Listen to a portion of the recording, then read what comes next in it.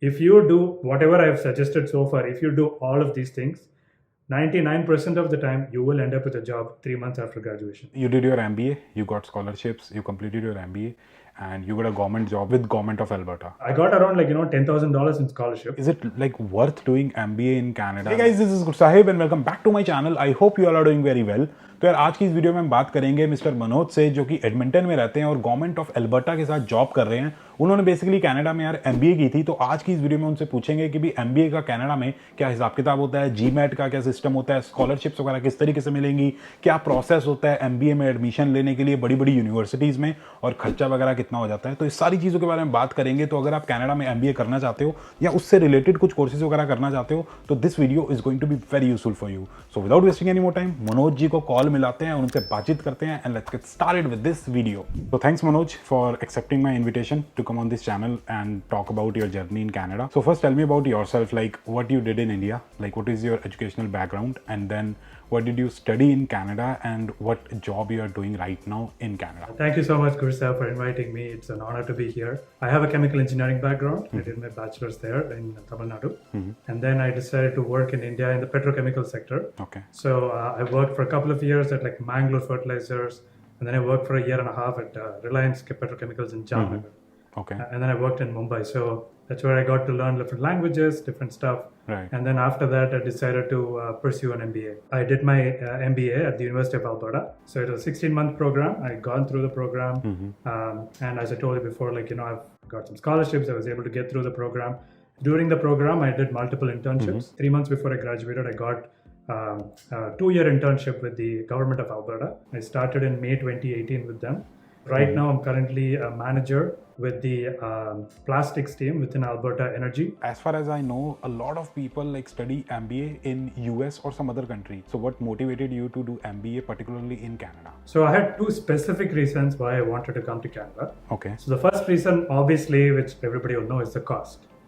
When you want to do an MBA in the US, the starting fees is like $100,000 plus. I wanted to exercise some common sense. I knew that, I can't afford any of that. And my parents did not have even collateral to be able to, to go for a loan. Yeah. So that was a big factor. So that automatically ruled US out for me because I just could not afford it. The other thing, which was the main factor for me, was stability after graduation. So I've seen a lot of my friends who are on H1B there, who were really struggling, to find, to settle there. Right. For me, stability was so important because after I graduated, I want to belong in that place and I wanted to work there. And I want to make a life there. It just made sense for me that, Canada should be the destination for me. Which all schools did you apply? So I applied to Concordia University, University of Alberta, Calgary, and University of British Columbia. So I got an interview with all of them. So I went through the interview process. And then I got the final admission offer in Alberta, Calgary, and Montreal. And so based on my preferences and how the funding situation, everything worked out, I felt University of Alberta was the best choice for me at that time. What did they ask you in the interview? So interview is very situational basis. So obviously they wanted to know a little bit about me, my resume, but they wanted to know what I was bringing to the MBA program. Just not like my resume, but the personality stuff. Okay. What are some of the extracurricular achievements that you had? Why are you a strong fit for this MBA program? Makes sense. Why should we choose you over, let's say, somebody else? So because MBA programs generally want diversity. They don't want just one type of student. Many people give exams like GMAT, GRE to get admission into MBA. So did you also give such kind of exams? I could have given GRE, it didn't matter, but I preferred to do the GMAT. I like the format. So I prepared for around 3 to 4 months for the GMAT, self-preparation, just the books that I prescribe online, nothing, and YouTube, obviously, one of the two. Okay. I gave just one attempt. I had an average GMAT I had a GMAT around 660. The good thing about Canada is most of the schools, they publish annual reports. Right. In that, there is something called the average GMAT scores. So when you look at the average GMAT scores, you know what you have to achieve to be able to get into that school. So when I got the 660, I knew that these schools I would be able to get no problem. I didn't want to go for another attempt. But this could differ, let's say, depending if somebody was IT, you definitely have to get 700 plus. Otherwise, it's very hard to get in. But if you have a diverse field, let's say you're psychology, like me, a chemical engineer, it makes sense to just go for the average score and then focus on the rest of the application. And GMAT, is it necessary to get admission in Canada, or is it an optional thing? If you want to go for a top school, like let's say UFA, UFC, UBC, you need GMAT. Okay. Now, I know there are some universities that do not accept GMAT, but you have to think of this. When you're doing an MBA is not just studies, it's about the experience. Yes. The experience is the colleagues and the students that you have around you. So when you have GMAT and when you know that the standard is quite high of the people around you, the class discussions, everything becomes it just elevates. So I would rather go to a school which has a criteria of a GMAT or a GRE, because you know that you will be challenged every single day. And that, I think, is the differentiating factor between doing MBA versus the rest of the masters, because your quality improves and your job prospects improve after, because your quality has just gone up. Can you quickly give me an idea of what was the process of getting admission in MBA in Canada? Like, just give me bullet points. Okay, do this, and do this. First one, obviously, as I spoke about, you have to identify which schools you want to apply to. Next, get your GMAT test scores. You have to get your GMAT. You have to get your English test. Some schools waive English test off if your medium of English is education. So you can just get a letter from your school, so you can do that. And obviously, your transcripts and everything have to be translated. Right. Once all this are in a row, then you'll need something called a statement of purpose. So you need to let the university know like why you are the best fit for that school and why the school should take you in and why this is the right time for you to apply for an MBA program. So that will be like 1 to 2 pages. Yes. Once you do all of this, then you have a letter of recommendation. So you'll have to go to your supervisors, your colleagues, your clients, or professors. You just get the letter of recommendation. So you will have to submit all of this. And then you'll have to obviously pay the admission fees so that you can have a chance. Nowadays, what schools do is there is an intermediate process before an interview called a video interview, which basically is they'll send you a video link with pre-recorded questions, and then they'll ask you to answer on video, just like a YouTube video. Okay. So they want to vet candidates because there are so many people applying for an MBA. Yeah. And so that is the vetting process. Once that is done, they have the proper face-to-face interview, and then that is the final step. So if you go through the final face-to-face interview, and then let's say you do well in that, you more or less will get an offer of admission at the end of this process. What was your fee for the whole program, for the 2-year program or 16 months program to be exact?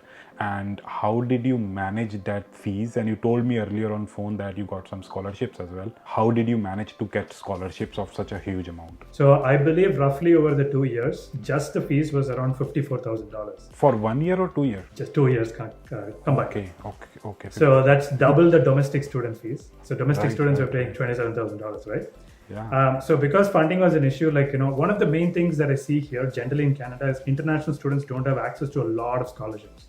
Yes. It's very, very limited. But the good thing why I chose this program was because the cohort was small. So when you have a small pot of students, but then you have the same pot of, let's say scholarships, your chances of getting a scholarship is higher.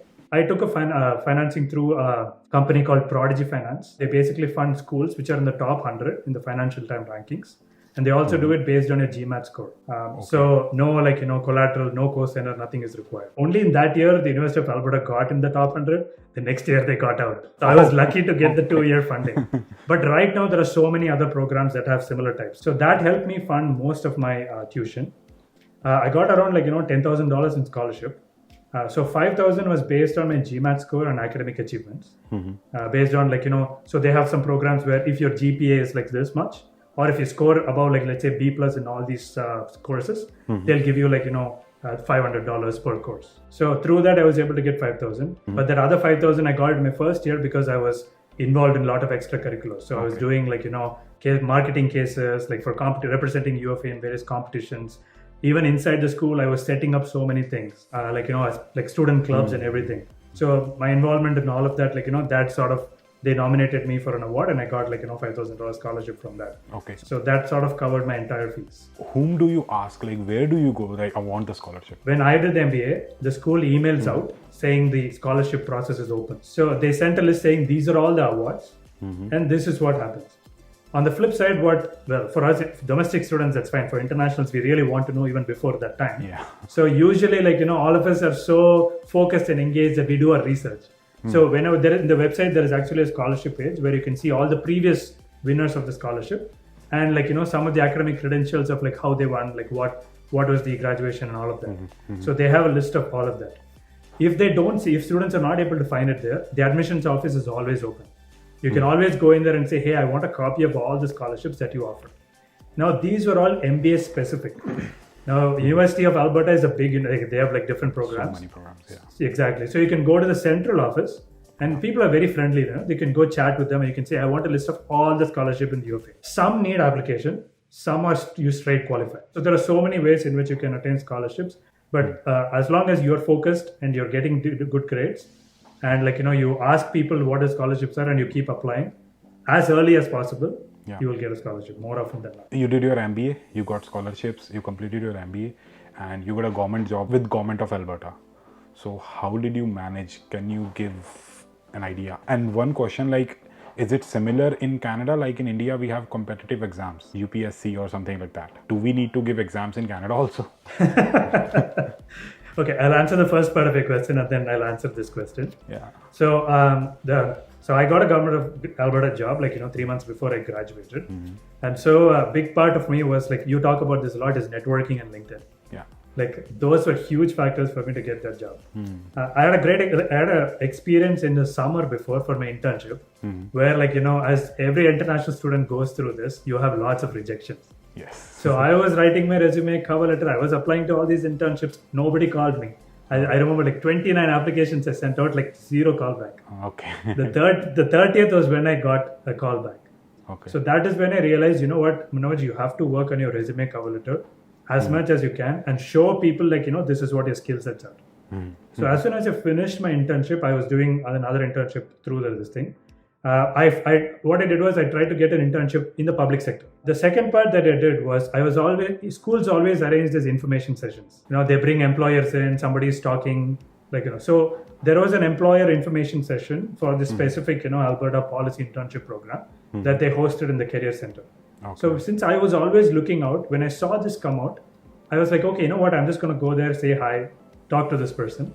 So I went there with there were 60, 100 other students there. So I went there and I was talking to them. And this program was not only taking students from UFA, but all across Alberta and Canada. But they're only taking 15 students. So when I went there, I had a chat with them. I understood the whole process, what it is. So what happened was after I finished after I sent my application and they screened me in for a second round, you have to write something called we call it in the government called briefing note. It's a little technical basically, but what it is they'll give you an issue. They'll tell you in one page, summarize what the issue is and give us some recommended solution. So you have to be able to tell them what is the issue, everything within that one page. So once you finish that process, then there were 2 rounds of interviews. The first round of interviews was a speed round where we had 10 interviewers because there are so many students that are applying through this process. Yeah. So they are going through hundreds and hundreds. So it was 10 students, 10 employers, managers, and then they're going through the rounds. So I cleared that round, and then after that there was a final round. Okay. Based on which ministry you're going to. And then after I cleared that round, I finally got a job with the Ministry of Environment and Parks. To answer your second part of your question, provincial governments generally don't have exams.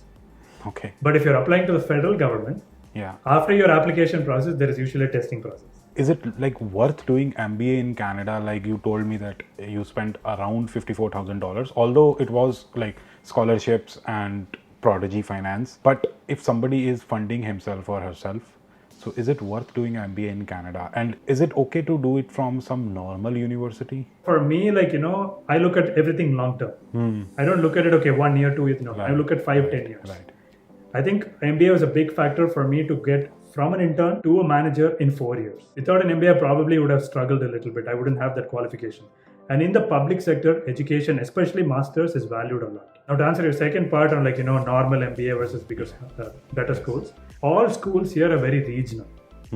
If you, let's say, go for an MBA at the University of Alberta, most of the people in Alberta are graduated either from there or Calgary, so they know you. Yeah. So the person who's hiring you is also an alumni.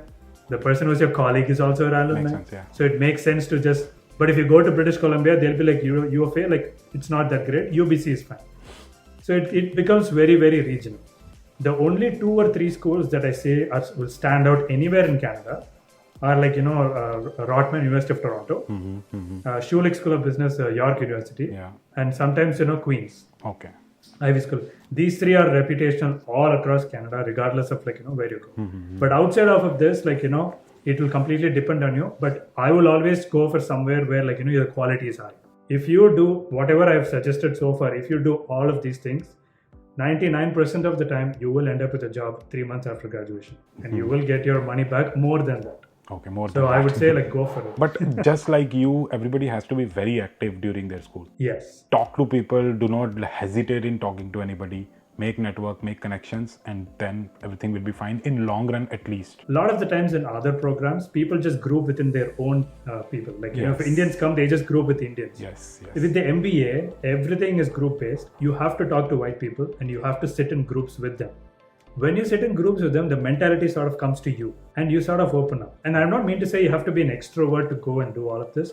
I know lots of people who are like very silent, but they still got their job done because they're so good in what they do. Yeah. So either you have to be so good, like you have to be exceptionally talented in what you're doing, or you need to be able to talk to people. Because no matter what job you do, you should have some sales skills. At least you should be able to sell yourself, like what services you provide.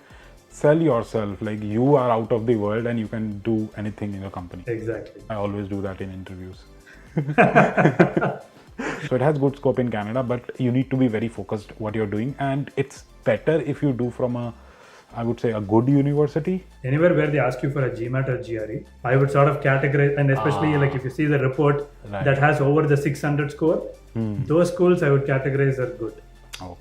Okay तो यार ये थे मनोज, जिन्होंने अपना Canada में MBA करने का experience हमारे साथ शेयर किया, किस तरीके से उनको स्कॉलरशिप्स मिली और साथ के साथ गवर्नमेंट ऑफ एल्बर्टा के साथ उनको किस तरीके से जॉब मिली। बहुत ही बढ़िया। साथ के साथ इनका एक यूट्यूब चैनल भी है जिसका नाम है अनकन्वेंशनल इमिग्रेंट्स, और इंस्टाग्राम अकाउंट भी है। इन सारी चीज़ों के जो लिंक्स हैं वो मैं डिस्क्रिप्शन में डाल दूंगा, आप जाके चेकआउट कर सकते हो। और अगर आप लोगों को वीडियो पसंद आई तो please like, share and subscribe, and as always stay healthy and keep hustling.